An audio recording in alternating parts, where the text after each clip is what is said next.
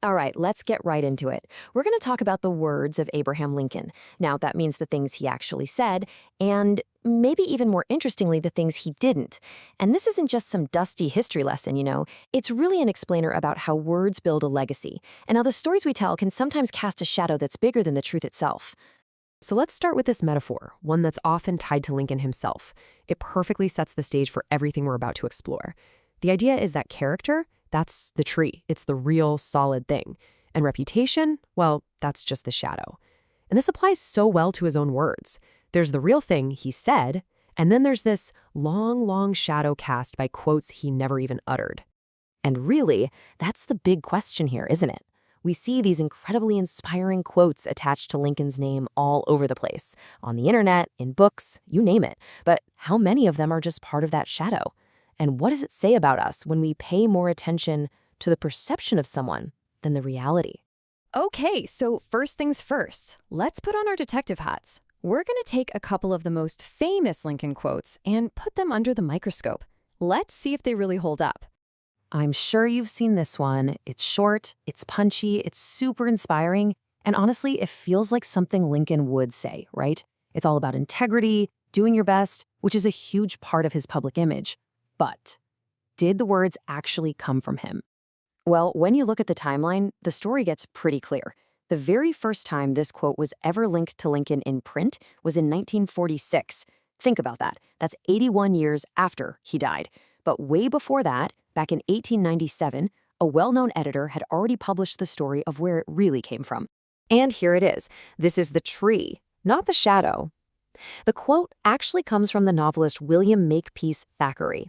He said it to a young boy, Lawrence Hutton, sometime in the 1850s, and that advice stuck with Hutton his entire life, so much so that he put it in his memoir. So, fantastic words, for sure, just the wrong historical figure. And look, this isn't just a one-time thing. Take this one. It's a huge favorite in the tech and business world. You see it all the time next to a picture of Lincoln. But the truth is, a version of this idea first came from a Nobel Prize-winning physicist named Dennis Gabor in 1963. And then the computer science pioneer Alan Kay polished it into the version we know today in 1971. So again, an amazing idea, just about 100 years too late for Lincoln to have said it.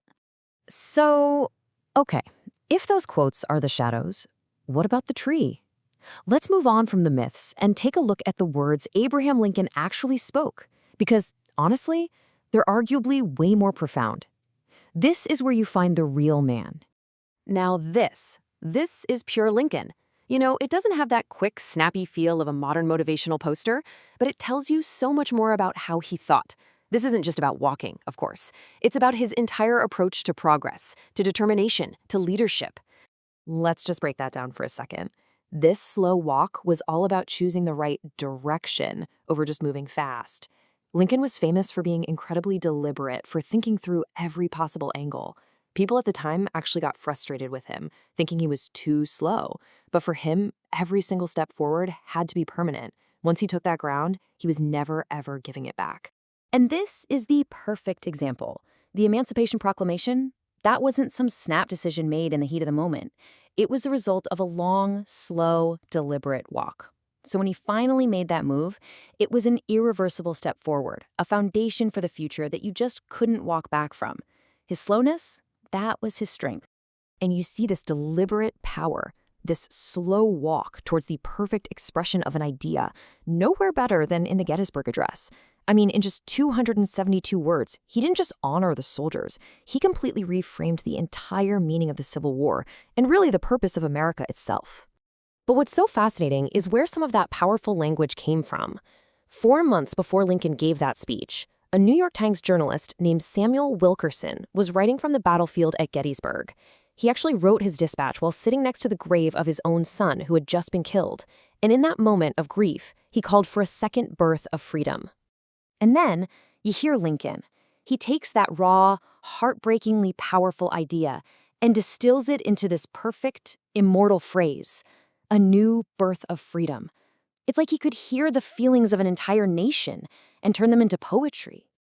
So here's the key takeaway. Lincoln's genius wasn't always about coming up with something brand new out of thin air.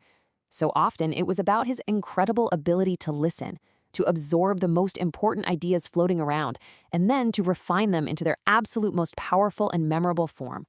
He was a master synthesizer. So Lincoln was a master at using the tools of his time, words, to make ideas powerful, which kind of raises a question for us, right? In our time, what are the tools we use to give history its power, to make these stories feel alive? Well, one of the most famous tools is something you've seen 1,000 times, probably without even thinking about it. It's called the Ken Burns effect. It's that simple, elegant technique of adding slow, deliberate movement, a pan or a zoom, to a still photograph to make it feel more dynamic. So for example, when we apply a slow zoom to this famous portrait of Lincoln, we're not just staring at a flat, old picture anymore. The movement invites us to look closer, to feel a little bit more of a connection across time. It turns a passive experience into an active one. It's kind of like a visual version of Lincoln's own slow walk.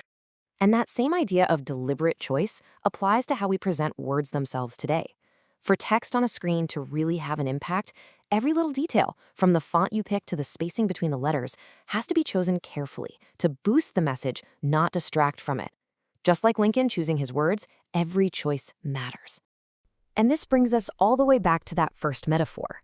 These modern tools, things like motion graphics and thoughtful typography, they aren't just fancy decorations. When they're used well, they actually help us cut through the noise. They help us focus on the real substance, on the tree itself, instead of getting lost in the shadows of myth. Okay, so let's bring this all home. We've kind of untangled the real from the reputed, and we've looked at how we tell these old stories in new ways. So what does all this mean for the future? Remember this quote? We now know it wasn't Lincoln, but seeing it here with the correct credit feels like we've completed the journey. The quote itself is a call to action. It's about taking control, about being deliberate and creating what comes next. It's the ultimate slow walk philosophy, right? Thoughtful, intentional progress. So I guess the final thought is this. We are all storytellers. Every single one of us, every single day. The tools to shape narratives are literally at our fingertips. So the real question becomes, how are we going to use them? How can we honor the real, complicated truth of the past, while also taking those slow, deliberate, thoughtful steps to create the future we actually want to live in?